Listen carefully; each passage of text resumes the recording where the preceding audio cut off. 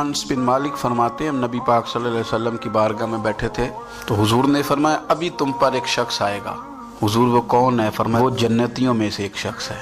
جناب انس بن مالک کہتے ہیں سادہ سا بندہ وضو تازہ کیا ہے تو پانی داڑھی سے گر رہا ہے اور جوتے اس نے الٹے ہاتھ میں پکڑے ہوئے ہیں، دو چار باتیں کی چلا گیا۔ اگلے دن اتفاق سے پھر بیٹھے تھے تو حضور نے فرمایا ابھی ایک شخص آئے گا۔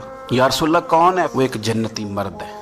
حضرت انس بن مالک کہتے ہیں نظر اٹھائی تو وہی کل والا آدمی، مؤدب بڑا ہے، حضور کی بارگاہ میں آیا تو وضو کر کے آیا ہے، اسی طرح پانی کے قطرے ٹپک رہے، ہاتھ میں جوتے تھامے آ کے بیٹھ گیا، چند باتیں کی چلا گیا۔ اللہ کی قدرت، تیسرے دن پھر حضور نے فرمایا ایک شخص آنے لگا ہے۔ حضور کون ہے؟ وہ جنتیوں میں سے ایک شخص ہے۔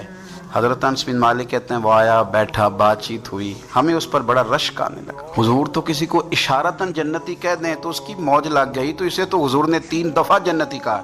اتنا بڑا اعزاز اس کو ملا ہے۔ حضرت عبداللہ ابن عمر کہتے ہیں وہ جب باہر نکلا تو میں اس صحابی کے پیچھے ہو گیا، میں نے ان سے گزارش کی کہ اگر آپ مناسب سمجھے تو 3 دن مجھے اپنے گھر میں مہمان نہیں بنا لیتے؟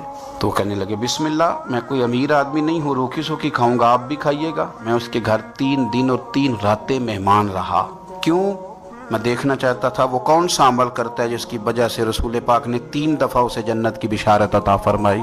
لیکن حضرت عبداللہ ابن عمر کہتے ہیں ایک تو وہ ضرورت کے وقت بولتا، باقی ٹائم چپ رہتا، اور کوئی خاص عمل نہیں، میں اس سے زیادہ نفل پڑھتا، میں رات کو تہجد کے لیے اٹھ جاتا، وہ سویا ہوتا۔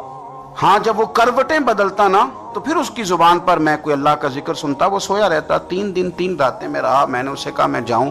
اس نے کہا ٹھیک ہے آپ جائیں، پر میں پوچھ سکتا ہوں کہ آپ نے یہ مہربانی کس تعلق سے کی؟ جناب عبداللہ ابن عمر کہتے ہیں میں نے اسے کہا بھائی 3 دن تو ہمارے بیٹھے بیٹھے حضور کی بارگاہ میں آیا اور تینوں دن رسول کریم نے تیرے لیے جنت کا اعلان فرمایا، لیکن یار میں 3 دن تیری ٹو میں رہا، میں چاہتا تھا کہ میں بھی وہ خیر والا عمل تجھ سے حاصل کروں اور میں بھی کروں تاکہ رب کریم میرے اوپر بھی رحمت فرمائے، پر میں تو سمجھتا ہوں میں تجھ سے زیادہ نفل پڑھتا ہوں، زیادہ صدقات دیتا ہوں، زیادہ خیرات کرتا ہوں، زیادہ وظائف پڑھتا ہوں، تو کون سا ایسا عمل ہے تو بتلا دے۔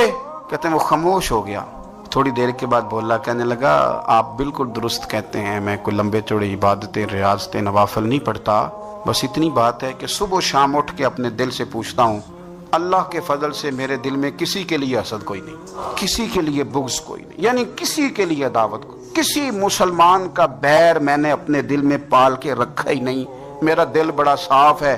عبداللہ ابن عمر فرمانے لگے اٹھ، پھر سینے سے لگ، سمجھ آ گئی ہے یہ تیرے دل کی صفائی ہے جس کی وجہ سے رسولوں کے امام نے 3 دفعہ تیرے لیے جنت کا اعلان فرمایا۔